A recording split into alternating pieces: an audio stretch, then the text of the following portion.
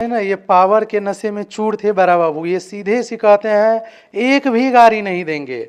जो कि ट्रैक्टर पे जब लोड कर रहे थे बाइक, तब उनको बोला गया कि सर ये रहा चाबी, आप चाबी से ले जाइए, हमारा महंगा गाड़ी है, स्क्रैच वगैरह आएगा। तो उनको बाइज्जत वो आदमी प्रेजेंट है, सभी आदमी वहाँ पे, उनको बाइक का चाबी दिया गया 2-3 गाड़ी का, तब वो लेके थाना पे पहुंचे हैं। लगभग 7 बजे उनके वहाँ गए, तो वो मुझे बैठा के लगभग 11 बजे रात तक रखा थानेदार। बोला ठीक है, जो बात करते हैं। फिर बात किया तो मुझे बोला बाउंड्री तो तुम कर लो, हमें कोई आपत्ति नहीं, लेकिन 2 लाख रुपए हमें दे दो, जो हम वहाँ फोर्स लेके आएंगे और हम बाउंड्री करवा देंगे। ये किसने आपको रहिका थाना? रविंद्र कुमार थाना प्रभारी ने बोला हमें। जी, तो हम बोले सर ऐसा है, जो हम इनलीगल तो कुछ कर नहीं रहे हैं, हम पैसे देने में सक्षम नहीं है आपको, इतने में तो हम बाउंड्री करवा लेंगे। 10 बजे लगभग थाना प्रभारी पहुंचे और कह रहे हैं, गाली देते हुए सबको भगा दिया और बोला कि तुम काम कैसे स्टार्ट कर लिया बगैर दिए हुए कुछ, काम तुमको हम नहीं करने देंगे, तुम मेरा काम नहीं किया तो तुम्हारा काम हम कैसे होने दें। इस तरीके से बोला गया और मेरा गाड़ी जबरन मैम उठा के थाना पे ले आया गया, बोला चलो वहीं बात करेंगे। देखिए, अभी हमारे साथ राकेश कुमार जी हैं और रहिका थाना के अंतर्गत जो मलंगिया गांव आता है, वहां पे कुछ दिनों से जमीन विवाद को लेके कुछ 2 पक्ष में जो विवाद हो रहा था, कुछ सालों से हो रहा था। 2 पक्ष में जो विवाद हो रहा था वो तो हो ही रहा था, साथ में अब जो रहिका थाना है उनका भी नाम सामने आ रहा है। नाम सामने कुछ इस तरीके से, जो छहर दिवाली दिया जा रहा था उसका भी पैसा मांगा गया, साथ में जो उन दूसरे पक्ष थे उनका जो बाइक वहां से उठा के ले जाता है तो उसका भी पैसा मांगा जाता है। पूरा क्या कुछ 2 बाइक का, बुलेट का पैसा मांगा, 1 लाख रुपया मांगा जाता है कि 1 लाख रुपया दीजिए तो 2 बुलेट छोड़ देंगे। 5-6 बाइक इनके यहाँ से ले जाया जाता है। पूरी मामला क्या है, पूरा सच्चाई क्या है, और सबसे बड़ी बात, थाना का नाम बीच में कहाँ से आ रहा है और क्यों आ रहा है, ये भी जानने की कोशिश करते हैं। पूरा परिचय दे दीजिएगा अपना, और क्या कुछ पूरा मामला है वो थोड़ा सा बता दीजिएगा। मैं राकेश कुमार यादव, ग्राम मलंगिया, थाना रहिका, जिला मधुबनी का निवासी हूँ।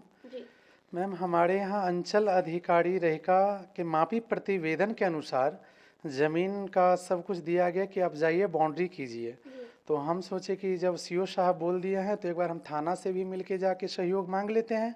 अगर थाना रहेंगे तो हमें मदद ही मिलेगा जहाँ तक, और वो हमारे ही लिए तो है। तो हम ये सोच के 25 तारीख को लगभग 7 बजे उनके वहाँ गए, तो वो मुझे बैठा के लगभग 11 बजे रात तक रखा थानेदार। बोला ठीक है, जो बात करते हैं। फिर बात किया तो मुझे बोला बाउंड्री तो तुम कर लो, हमें कोई आपत्ति नहीं, लेकिन 2 लाख रुपए हमें दे दो, जो हम वहाँ फोर्स लेके आएंगे और हम बाउंड्री करवा देंगे। ये किसने आपको रहिका थाना? रविंद्र कुमार थाना प्रभारी ने बोला हमें।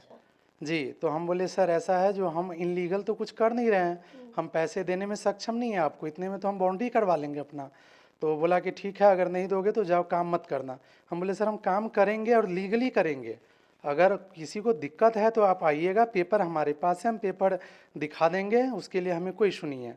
लेकिन जैसे हम 26 तारीख को 8 बजे से काम स्टार्ट किए, 2 पिलर भी हमने निर्माण किया वहाँ पे, और जो हमारे ठेकेदार थे, जिनको हम ठेकेदारी दे दी थे काम करवाने के लिए, वो भी वहाँ पहुँचे थे। उतने में 10 बजे लगभग थाना प्रभारी पहुँचे और कह रहे हैं, गाली देते हुए सबको भगा दिया और बोला कि तुम काम कैसे स्टार्ट कर लिया बगैर दिए हुए कुछ।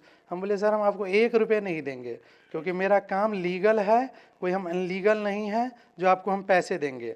तो बोला कि नहीं, जो कोई काम नहीं करोगे तो मेरा मैम सारा काम रुकवा दिया, लाखों का नुकसान हो गया मटेरियल। और जो वहाँ ठेकेदार थे और कुछ ग्राहक सेवा केंद्र पे कस्टमर आए थे कैश निकासी वगैरह के लिए, उनका बाइक भी जबरन ये उठा के ले गए थाना प्रभारी। कितना हम बोलते रह गए सर पेपर देखिए, कोई पेपर नहीं देखा। बोला तुम ज़्यादा रंगदार हो गए हो। तो हम बोले सर सीओ साहब का पेपर है ना सर, ज़मीन का मालिक सीओ साहब है, आप किस भूमिका से हमारा काम आप रोक रहे हैं। तो बोला नहीं, काम तुमको हम नहीं करने देंगे, तुम मेरा काम नहीं किया तो तुम्हारा काम हम कैसे होने दें। इस तरीके से बोला गया और मेरा गाड़ी जबरन मैम उठा के थाना पे ले आया गया, बोला चलो वहीं बात करेंगे। अच्छा, कितना गाड़ी उठा के ले गए? 7 बाइक थे। किन किन का? जो आपके ठेकेदार थे उनका ठेकेदार था उनका शायद 1 बुलेट थे, और बाकी जो कस्टमर लोग था उनका 6 गाड़ी वगैरह थे। आपके यहाँ पैसा छुड़वा? जी जी जी जी जी। तो आपने पूछा नहीं कि कस्टमर का बाइक क्यों उठाया जा रहा है, या वहाँ पे जो कस्टमर थे उन्होंने थानाध्यक्ष से क्वेश्चन नहीं किया कि हमारा बाइक क्यों उठा के ले जा रहा है, हम तो यहाँ पे काम करने के लिए आए थे? जी मैम, उनको बोला गया, लेकिन कह रहे हैं ना, ये पावर के नशे में चूर थे बड़ा बाबू। ये सीधे सिखाते हैं एक भी गाड़ी नहीं देंगे। जो कि ट्रैक्टर पे जब लोड कर रहे थे बाइक, तब उनको बोला गया कि सर ये रहा चाबी, आप चाबी से ले जाइए, हमारा हमारा महंगा गाड़ी है, स्क्रैच वगैरह आएगा तो उनको बाइज्जत वो आदमी प्रेजेंट है, सभी आदमी वहाँ पे, उनको बाइक का चाबी दिया गया 2-3 गाड़ी का, तब वो लेके थाना पे पहुँचे हैं। ये नहीं कि वो आदमी नहीं था, अगर हम गलत थे तो आप हमारे आदमियों को वहाँ से अरेस्ट करते, उठा के लेते आप, लेकिन आप ज़बरदस्ती दूसरे पार्टी को कह रहे हैं कि केस लिखित में दो, इनको जेल भेज देंगे, आप लिख के दो खाली।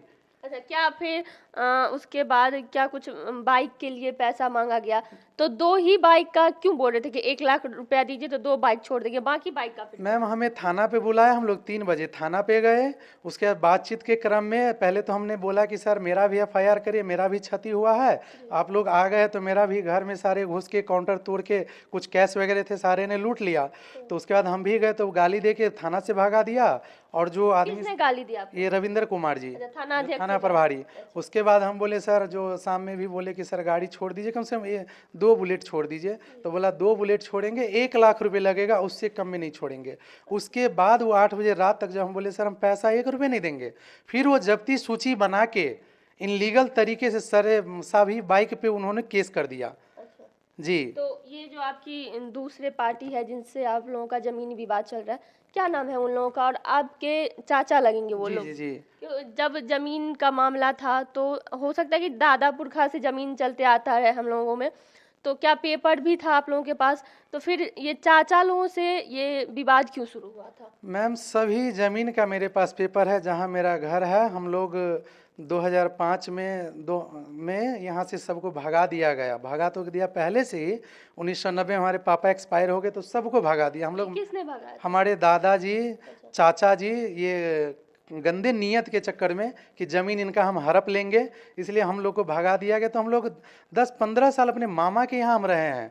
उसके बाद हमारे माँ जब 2005 में यहाँ पे आए हैं तो जो भी गणमान्य व्यक्ति थे, परमानंद कुमार जी थे जो हमारे बाबा लगते हैं, वो थे, एक मुखिया जी थे, वो सब ने माना कि नहीं इनके साथ बहुत गलत हुआ है, इनको ज़मीन दिया जाए रहने के लिए। गांव में मैम 2-2 घराड़ी रहते हुए हम लोग को गांव में नहीं बसने दिया, क्योंकि उस समय गांव का ज़मीन महंगा था। हम लोग को सड़क किनारे गड्ढा था बहुत ज़्यादा, वहाँ पे फेंक दिया, जो कि कोई पूछने वाला नहीं था उस ज़मीन को। लेकिन हम भी चलिए, मामा लोग हमारे भरवा के जैसे तैसे हमारे माँ वहाँ पर भरण पोषण करने लगा। तो उसके बाद जैसे इनको पता लगा कि हम ज़मीन वहाँ दे दिए हैं, उसके बाद ये लोग उसमें भी अड़चन करने लगे कि नहीं नहीं ये ज़मीन कैसे दे दिया। और आज के डेट में वो ज़मीन मैम हो गया कॉस्टली, महंगा हो गया, सड़क किनारे हो गया। तो उस चीज़ का उनको मतलब लोभ आ चुका है कि इतना महंगा हम कैसे उनको दे दिए। पूरा जो जमीन का विवाद चल रहा है, कितना कट्ठा वो मैम जमीन? टोटल प्लॉट है 5 कट्ठा 5 धुर, जिसमें हमें सबके सहमति से, मेरे पास जो पेपर है उसमें 2 कट्ठा 5 धुर दक्षिण से दिया गया। उस पे हमारा 2005 से मेरा घर कायम है। जी, तो आपके पास सारा पेपर है जमीन सारा का? पेपर है मैम। जो हमारे माँ को पंचनामा एग्रीमेंट से हुआ था, 3-4 गांव का आदमी था, उससे वो डॉक्यूमेंट है हमारे पास। उस डॉक्यूमेंट के बाद मैम हम लोग सोचे कि चलिए हमें घर भी बनाना है, फिर बैंक से लोन भी चाहिए बड़े बिजनेस करने के लिए। तो हम दोनों भाई सोचे कि चलिए लिखवा लेते हैं माँ से पेपर के आधार पे। तो ज़मीन मेरी माँ ने रजिस्ट्री कर दिया, तो थोड़ा लोन प्रोसेस ईजी हो जाएगा हमारे लिए। तो उसके बाद दाखिल खारिज, एलपीसी रसीद, उसके बाद मापी प्रतिवेदन, जो कि मापी प्रतिवेदन 15/2/2024 को ही सीओ साहब ने इस पे सिग्नेचर करके हमें दे दिया कि ये चीज़ आपका है। लेकिन उसके बावजूद ये लोग इतना परेशान, जबरन घर में घुस के मारपीट करना, जबरन हमारा ज़मीन कब्जा करना, सारे चीज़ का फुटेज हमारे पास है। हमारे गैर हाजिरी में हमारे फैमिली को मारना। हमारी वाइफ है, 2 महीना नहीं हुआ उनको, डिलीवरी पेशेंट है, वो सिजेरियन करके उनका डिलीवरी हुआ, उनको तक मारा ये लोग। वो मर सकता था, उनके शरीर में उतना जान नहीं है, लेकिन तब पर भी हम लोग ने बहुत बर्दाश्त किया, हमारे घर में बंधक बना लिए थे। जी, आप बोल रहे हैं कि 1 साल पहले से ये सारा मामला चल रहा है, तभी भी थाना को बोला गया होगा या कोई भी केस दर्ज या मामला दर्ज हुआ होगा? जी मैम, एक तो थाना का जो व्यवहार था तभी भी वैसा ही था या कुछ और था? उस समय में व्यवहार उनका सही था, एक एफआईआर किए, लेकिन उसके बाद जैसे ही उनको ये बीच में जो हम पैसे नहीं दिए ना, उसके लिए वो हमारे अगेंस्ट हो गए कि पैसे तुम दिए नहीं, काम कैसे करवा लिया। वो पैसे लेने का बहुत प्रयास किया, हम नहीं दे पाए। उसी के विषय में ये जो है ना, बदले की भावने से हर काम किया हमारे साथ। तो ऐसा बोला जा सकता है कि चाचा लोग नहीं, दादा जो आपके थे उन्होंने ही आप लोगों के साथ गलत किया था, गलत क्योंकि किया, जी तभी मैम। तभी आपकी मम्मी को घर से निकाल दिया जी था, जी तो जी ये जी सारे जी मामला सामने आया था। जी। और उसके बाद भी मैम सारा पेपर होते हुए भी आज तक तरक्की देखकर जो है ना पड़ोसी जलता ही है। और उसी क्रम में इन लोगों को हमारा जो है ना तरक्की रास नहीं आ रहा है जी। कि ये लोग कैसे आगे बढ़ गए। जो एक भाई डिफेंस में है, एक भाई दो दो दुकान चला रहे हैं, घर पे भी दुकान है। जी, ये घर सब पे के तो लिए आप लोग जो भी है उन पे केस हुआ ही है। जी और मैम। उसके बाद आपके भाई पे भी केस किया गया, जो ऑन ड्यूटी अभी जी आर्मी जी में जी है, जी जी और मारपीट भी साथ में किया गया है। जी मैम। जी। तो हाँ। जब आपके भाई यहाँ पे नहीं है तो उनका नाम कहाँ से बीच में आया? अब ये मैम थाना प्रभारी का सोचा समझा साजिश है। उन्होंने ही बोला कि इन पे केस करो, और जबरन वो हमारे भाई बड़े भाई का नाम डाले हैं ताकि बोले उनका नौकरी खत्म करो, इसका पूरा फैमिली घुटने पे आ जाएगा। जी। उनका ये रणनीति है थाना प्रभारी का हमारे खिलाफ। एसपी को भी आवेदन दिया है। जी मैम। क्या हम कुछ बात हुआ है? एसपी सर ने कुछ बोला है आप लोगों को? मैम उस दिन डीएसपी मैडम बैठे थे, सर नहीं थे, तो हमारे माँ ने उन्हें लिखित में आवेदन दिया गया जो हमारे साथ इतना अन्याय हुआ है, जो हमारे साथ आप न्याय कीजिए। उनका कॉपी दरभंगा डीआईजी साहब को भेज दिया गया है बाय कुरियर, और पटना डीजीपी साहब को भेज दिया गया है बाय कुरियर। जी। तो क्या कुछ अभी मांग है? सीधा जब एसपी सर को लेटर दे दिया गया है, थाना प्रभारी पे इतना बड़ा इल्ज़ाम लगाया जा रहा है, और सबसे बड़ी बात, जो थाना के लोग होते हैं, जो पुलिस ऑफिसर होते हैं, उनका सीधा सा काम रहता है कि जो भी पब्लिक है उनकी जो भी समस्या है उनको दूर करना। तो अगर ये समस्या जो इन लोगों के पास था ज़मीनी विवाद का, वहाँ पे अगर थाना प्रभारी पहुँचते हैं तो वो अलग ही एक विवाद बन जाता है। वो विवाद ये कि वहाँ पे थाना प्रभारी पैसा मांगते हैं और ये लोग पैसा नहीं देते हैं।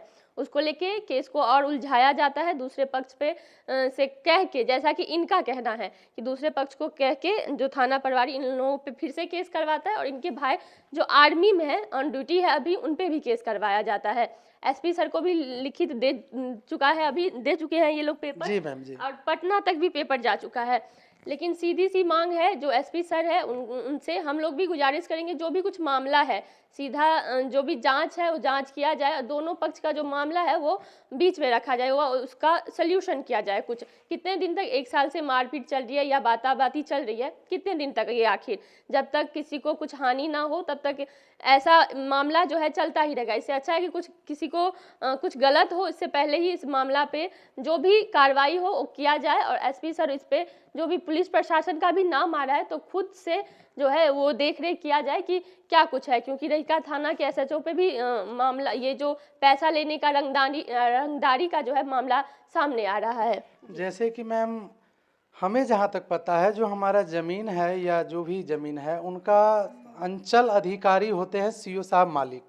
लेकिन वो किस पर्पज़ से ये थानेदार साहब जो थाना प्रभारी रविंद्र कुमार जी हैं, वो किस पर्पज़ से हमें एलिगेशन लगा के काम हमारा रोक के गया, जो कि उनका कोई राइट ही नहीं बनता है हमारे निजी ज़मीन में दखल अंदाजी करने का। ये काम था सीओ साहब का कि वो आके हमें कहते कि आप क्या गलत कर रहे हैं, क्या सही कर रहे हैं। लेकिन ये जबरन रंगदारी करके एक तरह काम मेरा रुकवा दिया गया, जो इनका हम काम नहीं होने देंगे। और मैम अगर हम गलत है, मेरा घर वहाँ है तो मेरे पास सारा पेपर है, और जो केस मेरे ऊपर किया है राम मिलन यादव, उनसे टोटल ज़मीन का पेपर लिया जाए उनके नाम से, एक भी पेपर अगर उनके नाम से मिल जाए तो मुझे आप बताइएगा। तो मेरा ही ज़मीन, मेरा सब कुछ 2005 से कायम है घर, सब कुछ हमारा, और हमें ही उल्टे भू माफिया करार दिया गया। पेपर के अनुसार तो हम भूस्वामी हमें होना चाहिए, लेकिन ये प्रशासन कहते नहीं है कि अगर उतना चाह ले तो आपको भू माफिया कब करार दे वो कुछ पता नहीं। तो पेपर रहते हुए भी हम भू माफिया के बन चुके हैं। तो इस चीज़ को मैम देखा जाए, और एसपी साहब से निवेदन है जिस पे कार्रवाई किया जाए, और जो गलत किया है उनके खिलाफ कार्रवाई किया जाए। चलिए, धन्यवाद सर। तो जो भी कुछ मामला है वो सामने आज इनके पास, इनका साफ साफ कहना है कि पेपर है मेरे पास, दूसरी जो पार्टी है उनसे पेपर मांगा जाए, जो भी ज़मीन है उसका, और जो भी मामला है उस पे एसपी सर खुद जाके जांच करे, क्योंकि वहाँ के जो रहिका प्रभारी है उनका भी मामला बीच में आ रहा है। तो दूसरी पक्ष जो है उनसे भी हम जानेंगे कि चाहेंगे कि क्या कुछ मामला है, और उनका भी पक्ष रखने की कोशिश करेंगे। फिलहाल के लिए इतना ही, मिलेंगे किसी और वीडियो में, तब तक के लिए बने रहिए हमारे साथ और देखते रहिए स्वर लोकल। धन्यवाद।